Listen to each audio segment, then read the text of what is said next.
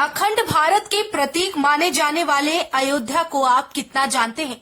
राम मंदिर को लेकर चर्चाएं बहुत हो रही है, लेकिन जानकारी अभी भी अधूरी है।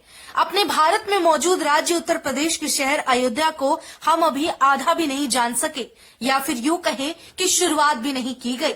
इस वीडियो में जहां हम बात करेंगे राम मंदिर की एक एक बारीकी, विशेषताओं और जानकारी के बारे में, उससे पहले एक नजर डालेंगे अयोध्या के पतन से लेकर दोबारा विकासशील होते सफर के बारे में। हम जानते हैं कि 1992 वो साल था जब बाबरी मस्जिद को ढहाकर राम मंदिर की नींव रखी जानी थी, लेकिन ये विद्रोह उससे भी कई साल पहले ही शुरू हो गया था। सन 1527 की बात है, जब मुगलों का शासन काल था और बाबर के सेनापति मीर बाकी द्वारा बाबरी मस्जिद बनाई गई थी। सबसे पहले राम मंदिर का विध्वंस उस समय हुआ था और इस वक्त से अयोध्या का पतन भी शुरू हो गया था। फिर आया साल 1722, जब बंगाल के एक नवाब अली वर्दी खान ने व्यापार को बढ़ावा देने के नाम पर राम मंदिर के कुछ ही किलोमीटर दूर एक नया शहर बसाने की शुरुआत कर दी थी। साल 1730 आते आते यानी करीब 8 सालों बाद अवध के सबसे पहले नवाब शहादत अली खान ने उस बसे बसाए शहर का नाम रखा फैजाबाद। उस फैजाबाद को नवाब शहादत अली खान के उत्तराधिकारी सऊद उल दौला ने अवध की राजधानी फैजाबाद कर दी। साल 1775 में चौथे नवाब असफ उल दौला ने अवध की राजधानी फैजाबाद से हटाकर लखनऊ को कर दी। ना जाने कितने दशकों तक भगवान राम यूं ही टूटे फूटे तंबू में मंदिर के इंतजार में रहे। केवल राम मंदिर को ध्वस्त करके और अपनी मनमानी ही नहीं की गई, बल्कि अखंड भारत पर प्रहार करके भारत के टुकड़े करने की कोशिश की गई और लोगों को मानसिक तौर पर बांटना शुरू कर दिया गया था।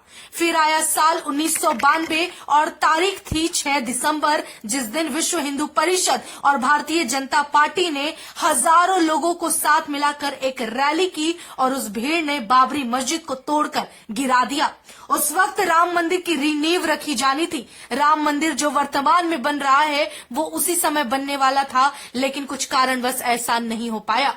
अयोध्या का पतन यही नहीं रुका, बल्कि प्राकृतिक तौर पर भी अयोध्या ने कई बार कई कुछ का सामना किया है। कभी लोगों की नफरत तो कभी बरसती प्रकृति के प्रहार से। तो नदी इस बात की साक्षी है कि अयोध्या ने कब कब अपना विनाश अपने सामने देखा। राम मंदिर ही नहीं, बल्कि राम मंदिर से कुछ किलोमीटर दूर हनुमानगढ़ी में मौजूद बजरंगबली के मंदिर को भी कई बार विध्वंस का सामना करना पड़ा, क्योंकि ये मान्यता थी कि अयोध्या के राजा के महल तक कोई भी संदेश के पहुंचने से पहले या फिर आक्रमणकारी हनुमानगढ़ी पर हमला करते थे और वहां से खबर अयोध्या तक पहुंचती थी। इसीलिए विध्वंसकारियों ने और आक्रमणकारियों ने राम मंदिर के अलावा हनुमानगढ़ी पर भी कई बार प्रहार किया है। जिस राम मंदिर की बात हम कर रहे हैं या जिसे बनते हुए आप अपनी नजरों के सामने देख रहे हैं, वो केवल एक मंदिर नहीं बल्कि विकास का स्रोत है। राम मंदिर बनने से ना जाने कितने लोगों का भला होगा और अयोध्या के साथ उत्तर प्रदेश और उत्तर प्रदेश के साथ पूरे भारत का विकास होगा। यहाँ तक कि पर्यटन के नजरिए से भी अयोध्या एक आकर्षण का केंद्र बनी रहेगी। अयोध्या में बन रहे राम मंदिर का कुल बजट 1800 करोड़ है और एकता और बुराई पर अच्छाई की जीत के इस प्रतीक वाले मंदिर का जीवन करीब 1000 साल रहेगा। राम मंदिर को बनाने के लिए राजस्थान के मकराना पत्थर का इस्तेमाल किया जा रहा है। राम मंदिर के अंदर या बाहर नजर आ रहे नकाशियों को विशेष करके खजुराहो के मंदिर के आकार पर उकेरा गया है। राम मंदिर का पूरा परिसर लगभग 156 एकड़ या फिर 251 बीघा में फैला हुआ है। राम मंदिर का पहला मंजिल बनकर तैयार है, जिसका अनावरण 22 जनवरी को किया जाएगा।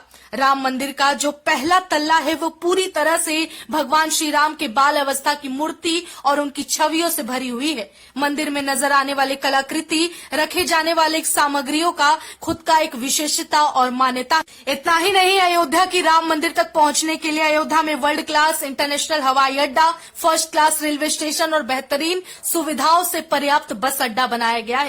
अगर सूत्रों की माने तो अयोध्या में बन रहे राम मंदिर परिसर के नाम पर उसके प्रांगण में बेहतर अस्पताल, यूनिवर्सिटी और लोगों की जरूरत से जुड़ी सुविधाओं का भी ध्यान रखा जाएगा।